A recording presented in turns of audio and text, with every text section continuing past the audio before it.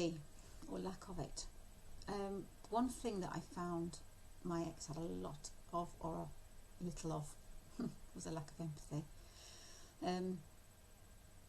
He didn't seem to see when I was in pain. He just let me hurt. He would watch me break down. He would listen to me cry. He would punish me, and I was literally falling apart in front of his eyes, and he didn't seem to care. But one thing that happened that was quite a major thing was a holiday we'd booked to Bermuda.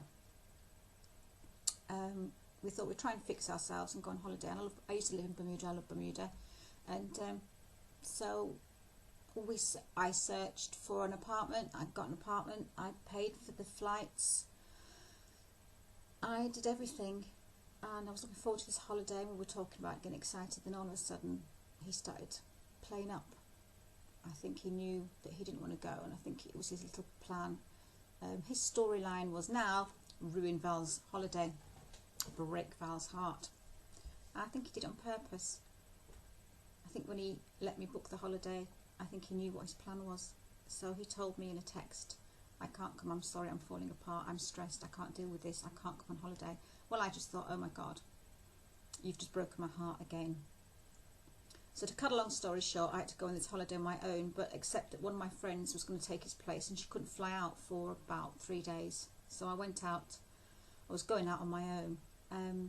We were still in touch, we were still talking. I don't know why. Any normal person who hurt me the way he did, they would have gone. But do you know what? It's because he was such a long old friend, and I just kept holding on to that. But anyway, so this is where his lack of empathy came in. I was staying in a hotel the night before I was flying out from Gatwick, and we were talking on Facebook chat, and I went for a bath, and while I was in the bath I found a big lump, and it threw me big time, so I was in tears.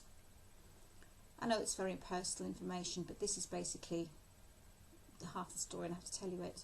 I talked to him, I went back on Facebook, and I told him what I'd found, and I was in tears, and I thought, brilliant, not only am I having to go on holiday on my own without you, I've now found this, and I'm scared. And when I got out there, luckily my landlady's a friend, and she directed me to a walk-in clinic.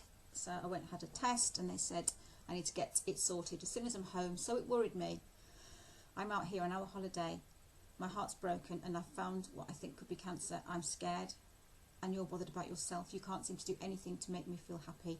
His reply was, I'm tired, I've had a hard day, I'm not having this, I'm not having you verbally abuse me, I'm going, goodbye. So I wrote back, and I said, great. It's basically one of the texts I put in my last video, and I said, this, you run at the first signs, you can't stick up for me, you can't support me, you can't make me feel special. I said, you know, I'm really upset at what's happening. I never heard from the man for 5 weeks. 5 weeks he left me. He knew that this was happening. I got back. I went to the doctors here. They sent me to hospital. It was a cyst in the end. I got told it wasn't a cyst, which is why I was worried. And it was sorted. It was fixed. I was okay. In the meantime, I had been asking him for the money he owed me. He did finally get the money, but he didn't say anything about anything. I wrote him letters saying, you know, I need the money off you. It's not fair that you hold on to the money. It's my money. I said, you know, I need it just as much as you, and it's not fair in your bank. It should be in mine. And I said another thing. I said, you don't care whether I'm dying of cancer. I've had this holiday, and I'm worried, and you don't seem to you don't care about me at all. So when I had the test done and I found I was all clear, I decided, which I shouldn't have done, I decided I'm going to write him an email. It took me a lot of thought. I thought, I'm not a bitch, I'll tell him I'm okay. So I wrote to him and said, please don't use this email against me. I'm writing to tell you that I'm okay. It's taken a lot to write this email to you. Please don't hurt me anymore, I can't stand it. He wrote back and he said, I'm so glad you're okay, but I have to say something. And he basically annihilated me. He literally ripped me to shreds, and I have never been so hurt. He told me how he was the puppy dog, and I used to beat him, and he'd come back running with his tail between his leg, and I would beat him, and he would come back running like a little sad puppy dog. He annihilated me, told me that all I do is make him guilty. that all I do is make him feel bad. And it was crazy. So I wrote back and I said, I wrote to you to tell you that I'm okay, and all you do is annihilate me in a letter. I do not want my letter to be used so that you can respond with a self-pitying fest. And he wrote back to me again. He goes, there you go. See, you're doing it again, Val. See what you do to me. You make me feel guilty. Can you not see what you do to me? Not, I'm glad you're okay, leave it there. I'm glad you're okay, but I need to annihilate you now. And I wished I'd never opened the gates of communication. He wasn't actually bothered about me, so why I thought he was, I don't know. He actually wrote me another letter after that, which shows how they will find things to manipulate. He wrote me to back, and he said, I want to just bring up something. He said, I noticed your letter. I think it was on the phone he was saying this. I noticed your letter was, you asked for the money before you mentioned your health. You asked me that you wanted the money back, and then later on in the letter you mentioned your lump in the breast. I said, I'm sorry. He said, it's just a notice. It just looks to me like you're more bothered about the money. I said, I don't believe you. I said, how can somebody look at an email like that? I said, I wrote to you to ask you for the money back and happened to mention later on about the lump. Just because a letter is written in that order, it does not mean that that is the way I think. Now that shows the way that they think. They think weirdly. I don't understand how somebody can see a letter like that. Why on God's earth would I be more bothered about the money that he owed me more than my health? It's just unbelievable. The reason I think I stopped with him for so long was because, I'm going to read out what I wrote, whether it makes sense or not, but hey, I've not made too much sense nowadays, so I hope you can read between the lines. With a relationship with a narcissist, you're reminded of the past good times, you're reminded of the past good relationship, and then are promised a great fantastic future. If you just remember how it was and how good it will be, they trap you in the here and now. So I felt in limbo with a man I hated now, but kept being reminded occasionally of the past loving, protective boyfriend he was. And he was dangling the future in my face of what?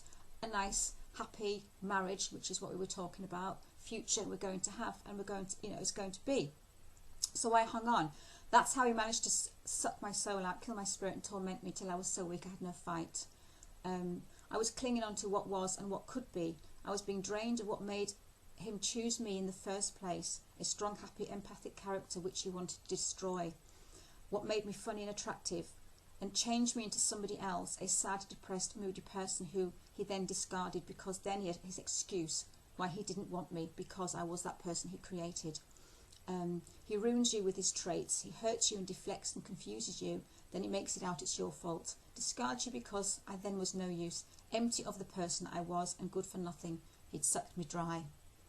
That's what I basically wrote. I